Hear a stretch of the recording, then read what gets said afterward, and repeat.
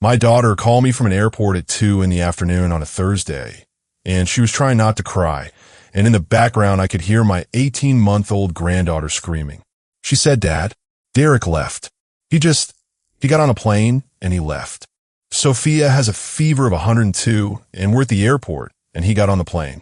And that's when I learned that my son-in-law, a man I had given 4 years of my professional life to building, had walked away from my daughter and his sick baby at a departure gate because he had decided he was done, and because he had never once, in 5 years of marriage, understood who he had actually married.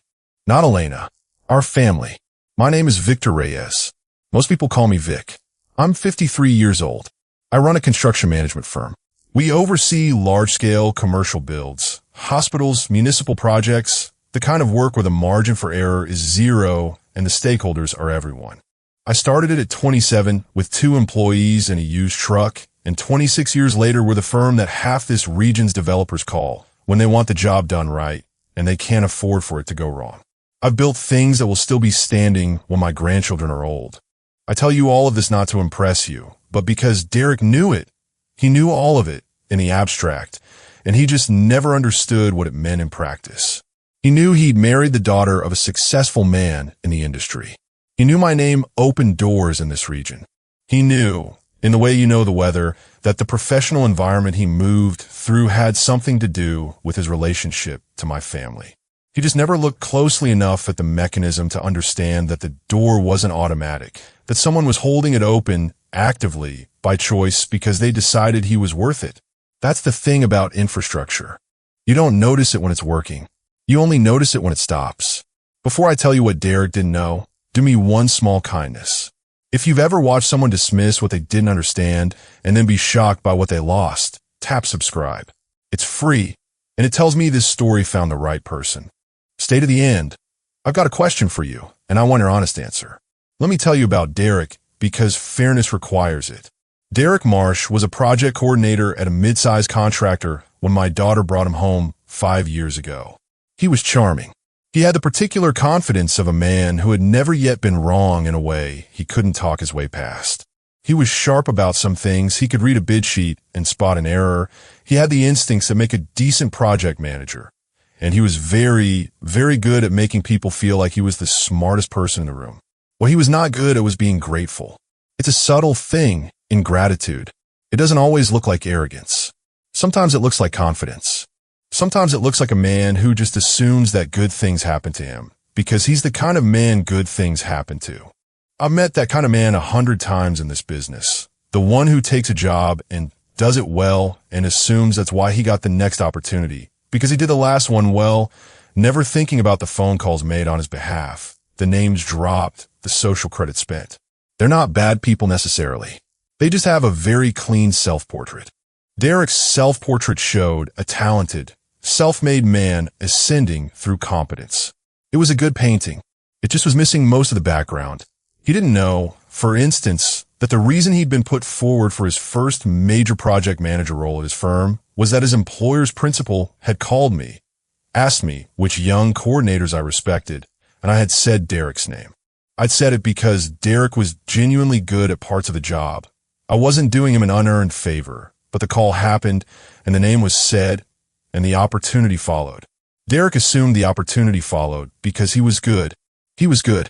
But being good and being seen are two different things, and I was the one who made sure he was seen. He didn't know that when his firm was passed over for a large municipal contract 2 years into his tenure there, and then quietly reconsidered and brought back into the process, it was because I'd had a conversation with the project owner, a man I'd known for 15 years, who trusted my red on contractors. I'd said his firm was worth another look. They got the contract. It was the biggest contract of Derek's career to that point, and he celebrated it at a dinner where he talked for 45 minutes about his own negotiating strategy. I sat at that dinner. I listened.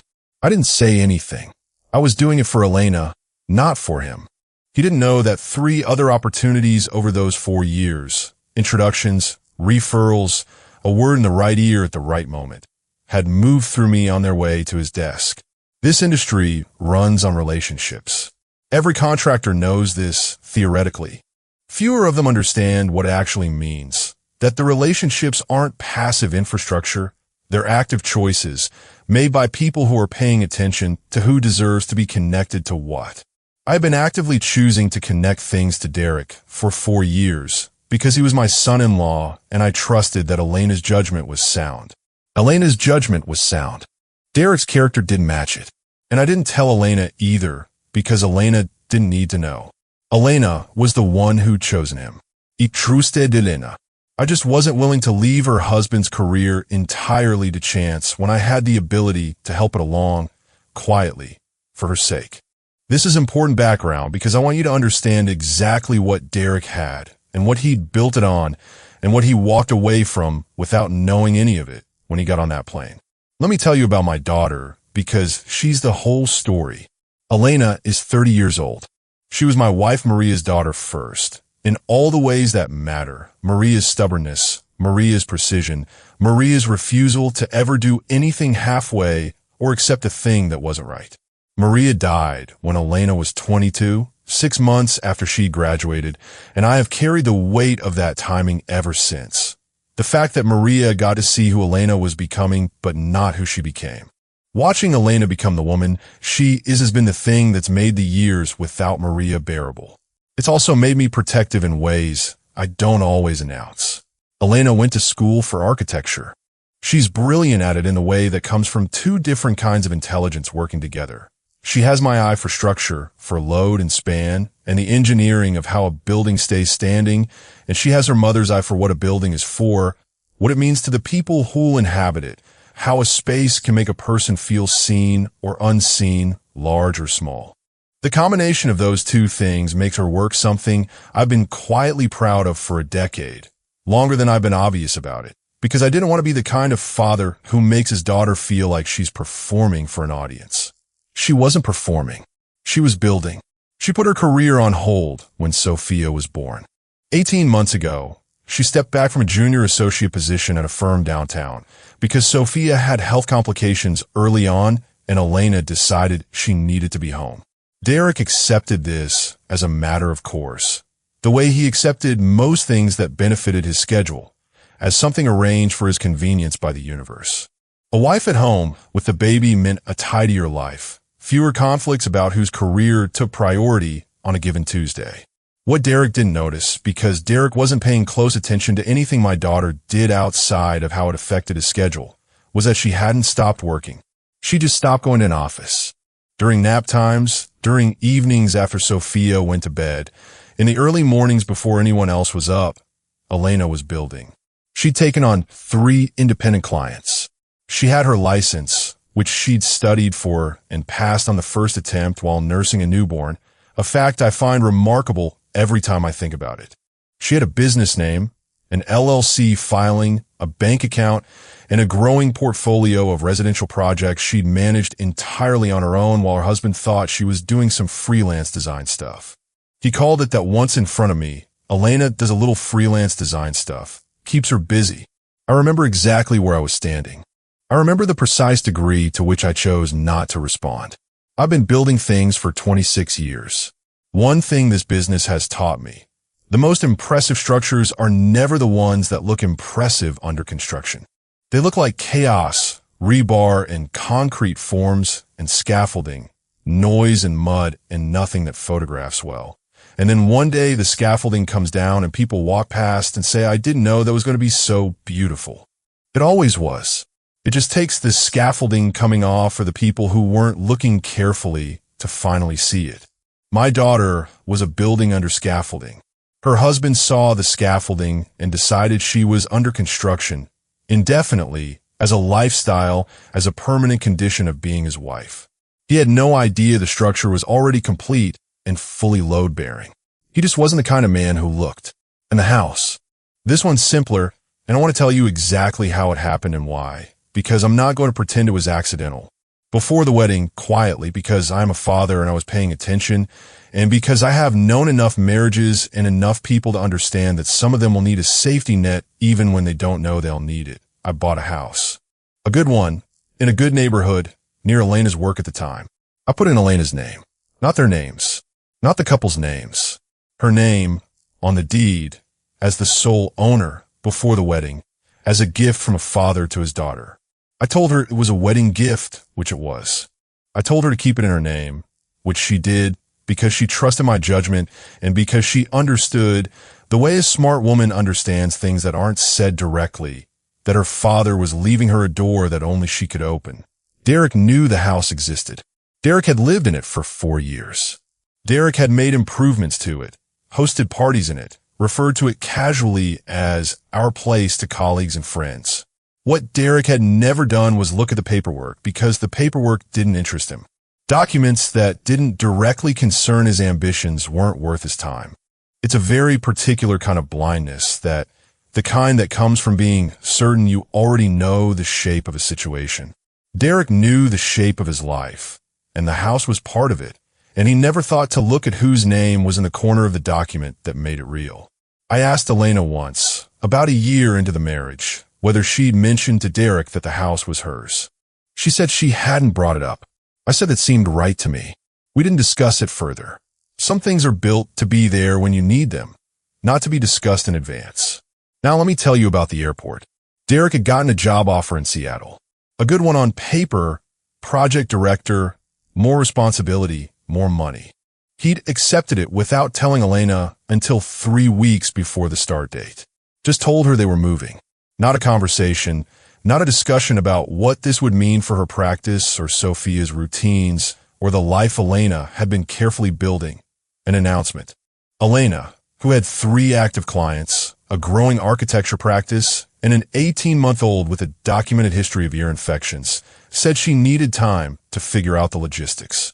Derek said the logistics were her problem to figure out. He had a start date. I found out about the trip when Elena called to tell me they were moving. I asked careful questions, the kind a father asks when he's trying to understand a situation from the inside without making it harder by reacting badly from the outside. And by the end of the call, I understood the situation very well. Derek had decided that Seattle was the next chapter of his life, and that Elena and Sophia would fit into that chapter somewhere. How exactly was a logistics problem? The morning of the flight, Sophia woke up sick. 102? Ear pulling, the whole picture. Elena called Derek at the security line. She said Sophia was too sick to fly. They needed to delay. Derek said he couldn't miss the flight, that Elena should figure it out, that he'd get them tickets for next week once he was settled. He boarded the plane. Elena called me from the departures terminal. Sophia screaming with a fever. Derek in the air, and in her voice, behind the trying not to cry, the particular silence of a woman who has just understood something she cannot understand. I was in my truck and pulling out my parking space before she finished the sentence. An hour and a half drive. I made it in just over an hour. I was very calm in the way I get very calm when something serious has happened, and the right response is to be useful, not emotional. I've had that calm on job sites when things went wrong, a contractor error that was going to cost us weeks and real money, and I needed to think clearly instead of react. I had on the drive to that airport. What was under the calm, I could look at later. If you're still with me, tap subscribe before I tell you what happened next. Because what happened next has 2 parts, and I want to be honest about both of them. I got to the airport. Elena had gotten Sophia out of the departures terminal and into the main arrivals hall. The right call, cooler, less chaotic places to sit. She found a bench near the windows. Sophia was on her lap, flushed and quiet now from fever and exhaustion. Elena was sitting very straight, the way she's sat since she was a small child when she was trying not to show that something had cost her something.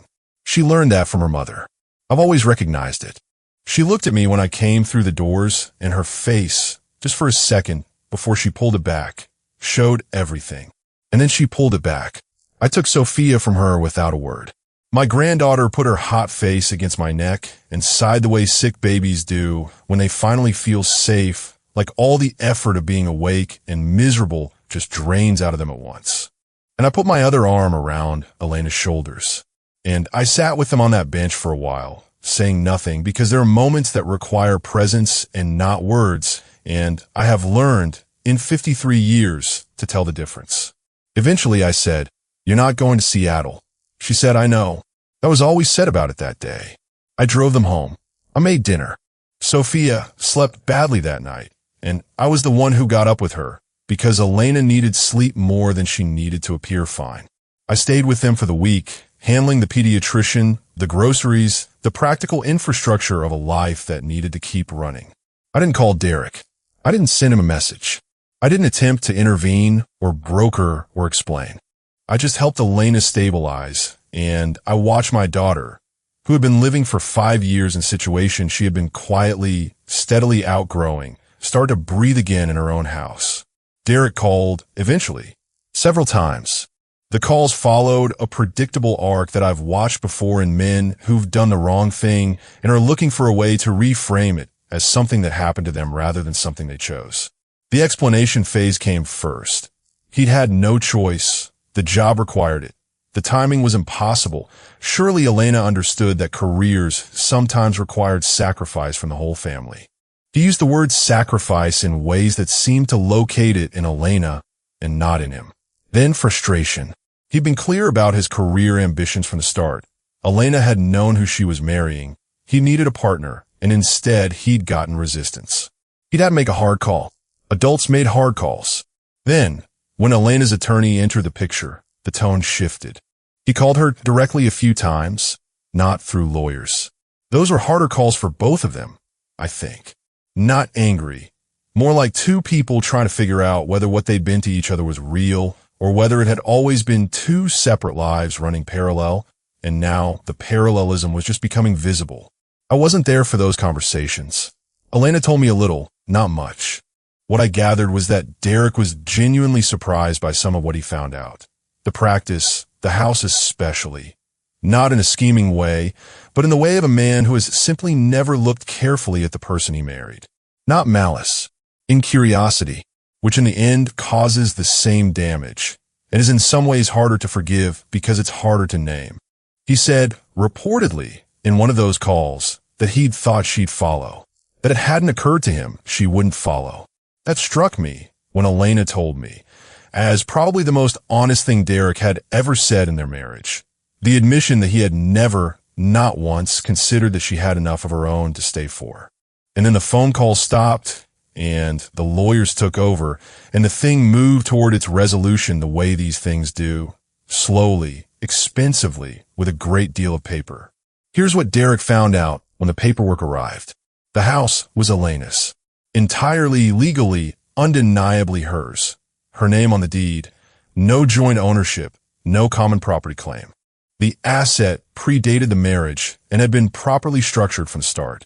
Derek had lived in my daughter's house for 4 years as her husband. Now he was in a furnished apartment in Seattle. He could contest it. His attorney told him what mine had already told Elena. He could try. The structure was clean. The outcome was predictable. Then his attorney told him something else. Something Derek also hadn't known. Elena wasn't a stay-at-home mother who did a little freelance design stuff. Elena was a licensed architect with an active practice, an LLC, a growing client roster, and a 2-year revenue trajectory that was beginning to look like a real company. She wasn't rebuilding from nothing. She was already built. She just hadn't been visible yet because she'd been operating behind a door Derek had never thought to open. And the third thing, this one didn't come through attorneys.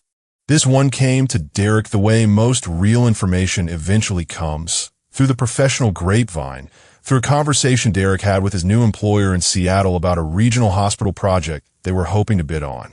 It was one of mine. Not yet public, still in the planning phase. The kind of work that comes through relationships I've spent 26 years building. The kind where the developer calls me before they call anyone else because they know I'll deliver and I've never once let them down. Derek's new employer in Seattle was a small but ambitious firm, and they've been hoping to expand into this region. They've been hoping to get in front of Vic Reyes, as it happened, to introduce themselves, to make the case for a seat at the table. Derek's new boss had asked him, at some point, whether he had any connections in the region. Derek had mentioned, during the hiring process, that his father-in-law was someone in construction management. His boss asked if that relationship was one they could leverage. Derek had to explain that the relationship was currently complicated. I don't know the exact conversation. I know what happened next. Derek's boss found a way to my number and made the call, professional, warm, introducing the firm, mentioning that he understood Derek Marsh had a family connection. He handled it correctly. The conversation itself was fine. At the end of it, he said he hoped the family connection might give his firm a path to further discussion. I said, Derek and my daughter are divorcing. I wish your firm well. A pause. I see. Well, thank you for your time, Mr. Reyes. Of course. And that was that. Not a punishment. Just a statement of what was true. The relationship no longer exists. The network that Derek had moved through for 4 years, the one built on my name and my trust and my 26 years of goodwill in this industry, it doesn't transfer. It's not a commodity. It's not something he could take to Seattle and cash in. It was always attached to me and to what I believed, and I no longer believe in Derek Marsh. I don't take pleasure in telling you this part. I want to be clear about that. I didn't engineer any of it as a trap. I didn't call Derek's employer. I didn't orchestrate consequences or make preemptive phone calls to damage his prospects. Everything that happened to Derek was a consequence of a structure that already existed. The house that had always been Elena's, the practice Elena had always been building, the network that had always run through me. Derek had spent 5 years living inside a set of load-bearing walls he'd never looked at. And when he kicked them, they were still there, and he was the one who stumbled. Now let me tell you where things stand, because the ending matters. Derek's situation is to navigate. I genuinely don't wish him harm. He's Sophia's father. Sophia will know him, and I'll be civil when our paths cross, because Sophia deserves a grandfather who doesn't poison her relationship with her father, and because I'm not willing to become a smaller man to punish a man who made his own choices. But I'm done advocating for him. I'm done putting his name forward. I'm done being the invisible load-bearing wall of a career he never knew I was holding up. 26 years of professional trust isn't something I can rebuild for someone I've lost faith in. That's not punishment. It's just the honest state of the structural load. Some things are load-bearing and some things aren't. And what I was willing to carry for Derek's sake is no longer a thing I'm willing to carry. Elena is not going to Seattle. Elena is in her house with Sophia, who is no longer sick and is now at the stage of toddlerhood where she has very strong opinions about everything, which I find professionally relatable. She started calling me Bello instead of Grandpa, which is something she invented herself and which I plan to answer to for the rest of my life. Elena's practice has its 4th client now. She hired a part-time draftsperson last month, a recent architecture graduate who reminded Elena of herself a few years back, which I think is exactly the kind of continuity my daughter would instinctively create. 2 of her current clients found her through referrals from each other. Do you know what that means in a service business? It means the thing that takes years to build, a reputation that travels under its own power without you pushing it, is starting to form. That's the beginning of something real. She's going to be more than fine. She was always going to be more than fine. That's what I was never worried about, even in the worst of those first weeks. My daughter was a building under scaffolding the entire time, and the scaffolding has come down, and what's standing underneath is exactly what I always knew would be there. The only question was when the people around her would finally see it. Derek left before he got to. That's his loss, the specific and permanent kind that comes from choosing not to look. I've been building things for 26 years, and the truest thing I know is this. Every structure has elements that are load-bearing and elements that aren't. The load-bearing ones don't advertise themselves. They sit in the walls, in the foundation, in the places nobody ever sees, and they hold everything up without asking for credit. The pretty parts get admired. The load-bearing parts get ignored right up until the moment someone's weight is on them, and they either hold or they don't. Derek spent 5 years in a structure he never understood. He walked through every day without asking what was holding it up.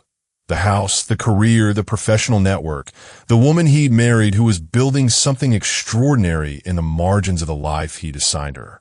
He assumed everything was as he imagined it, because he'd decided somewhere early on that he already knew the shape of things. And the people who've decided they already know the shape of things are the ones most likely to be surprised by what they find when the structure they took for granted is no longer available to them. He walked away from a departure gate and got on a plane. He thought he was leaving behind a wife and child who needed him. He was actually leaving behind the house that belonged to his wife, the career that had been built on his father-in-law's goodwill, and a woman who had been quietly constructing something he dismissed as a hobby. None of that was available to him once he left. You don't get to walk away from structure and then come back and claim the load-bearing elements. The walls hold what they hold. The name on the deed is the name on the deed. The network belongs to the person who built it.